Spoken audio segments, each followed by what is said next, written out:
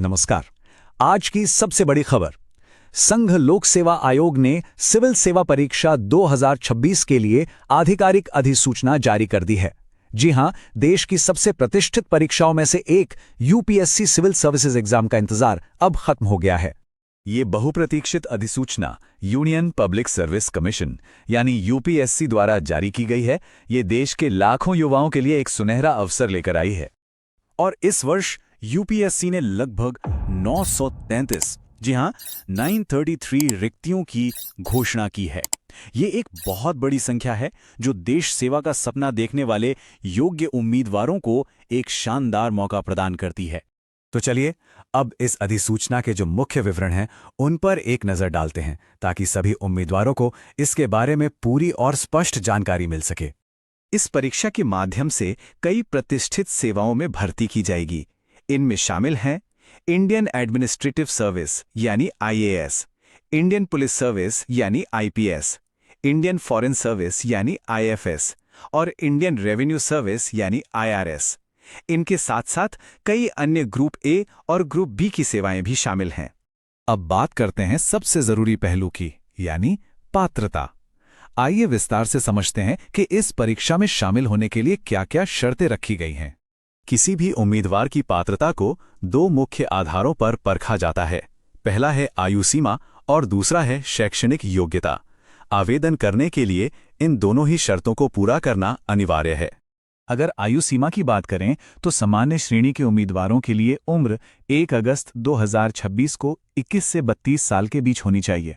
इसका मतलब ये हुआ कि उम्मीदवार का जन्म 2 अगस्त 1994 से पहले और 1 अगस्त 2005 के बाद नहीं हुआ होना चाहिए। अब आते हैं शैक्षणिक योग्यता पर। उम्मीदवार के पास किसी भी मान्यता प्राप्त विश्वविद्यालय से स्नातक यानी बैचलर की डिग्री होनी चाहिए। और एक जरूरी बात, जो उम्मीदवार अपनी डिग्री के अंतिम वर्ष की परीक्षा दे रहे हैं वे भी इस परीक्षा के लिए आवेदन कर सकते हैं।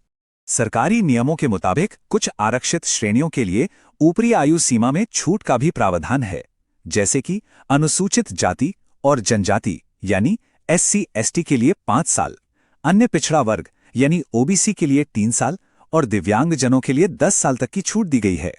तो पात्रता की शर्तें समझने के बाद अब अगला महत्वपूर्ण कदम है आवेदन प्रक्रिया। चलिए अब ये जानते हैं कि इस परीक्षा के लिए आवेदन करना कैसे है। आवेदन प्रक्रिया पूरी तरह से ऑनलाइन है। सबसे पहले आपको यूपीएससी की आधिकारिक वेबसाइट upsconline.nic.in पर जाना होगा। वहां जाकर अपना वन टाइम रजिस्ट्रेशन यानी URN प्रोफाइल पूरा करना है। इसके बाद कॉमन एप्लीकेशन फॉर्म में अपनी निजी जानकारी भरनी होगी। फिर आएगा परीक्षा विशिष्ट मॉड्यूल, जिसमें आपको फीस का भुगतान करना है और अपने परीक्षा केंद्र का चुनाव करना है। और आखिर में सभी जरूरी दस्तावेज अपलोड करके अपना एप्लीकेशन सबमिट कर देना है। आवेदन प्रक्रिया शुरू करने से पहले ये जरूरी है कि कुछ दस्तावेज तैयार रखे जाएं।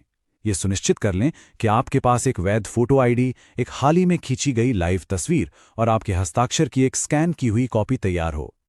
आइए अब परीक्षा की संरचना और चयन प्रक्रिया को समझते हैं। ये जानना बहुत जरूरी है कि एक उम्मीदवार को सफलता पाने के लिए किन किन चरणों से गुजरना होता है। सिविल सेवा परीक्षा मुख्य रूप से 3 चरणों में होती है। पहला चरण है प्रारंभिक परीक्षा, जो कि एक स्क्रीनिंग टेस्ट है और इसमें ऑब्जेक्टिव सवाल पूछे जाते हैं। इसके बाद आता है दूसरा चरण यानी मुख्य परीक्षा, जो कि एक लिखित परीक्षा है। और तीसरा और अंतिम चरण है व्यक्तित्व परीक्षण, जिसे हम इंटरव्यू भी कहते हैं। यहाँ ये जानना जरूरी है कि प्रारंभिक परीक्षा यानी प्रीलिम्स सिर्फ एक क्वालिफाइंग स्टेज है। इसमें मिले नंबरों को अंतिम मेरिट लिस्ट में नहीं गिना जाता। इसका एकमात्र मकसद मुख्य परीक्षा के लिए उम्मीदवारों को शॉर्टलिस्ट करना है। उम्मीदवार का अंतिम चयन और उसकी रैंकिंग मुख्य परीक्षा और इंटरव्यू इन दोनों में मिले कुल अंकों के आधार पर ही तय होती है। इन्हीं दोनों चरणों का प्रदर्शन आपकी फाइनल मेरिट लिस्ट बनाता है। अब आते हैं जानकारी के उस हिस्से पर जिस पर फौरन ध्यान देने की जरूरत है। वो है महत्वपूर्ण तारीखें और आवेदन शुल्क। इन महत्वपूर्ण तारीखों को बहुत ध्यान से नोट कर लें। आवेदन प्रक्रिया 4 फरवरी 2026 से शुरू होगी और आवेदन करने की अंतिम तिथि ये है 24 फरवरी 2026 शाम 6 बजे तक। इस अंतिम तारीख और समय को बिल्कुल ना भूलें। और प्रारंभिक परीक्षा की तारीख 24 मई 2026 निर्धारित की गई है। आवेदन शुल्क मात्र 100 रुपये जी हां, सिर्फ 100 रुपये रखा गया है। हालांकि सभी महिला उम्मीदवारों के साथ साथ अनुसूचित जाति, अनुसूचित जनजाति और पीडब्ल्यूबी श्रेणी के उम्मीदवारों को इस शुल्क के भुगतान से पूरी तरह छूट दी गई है। उनके लिए आवेदन निःशुल्क है।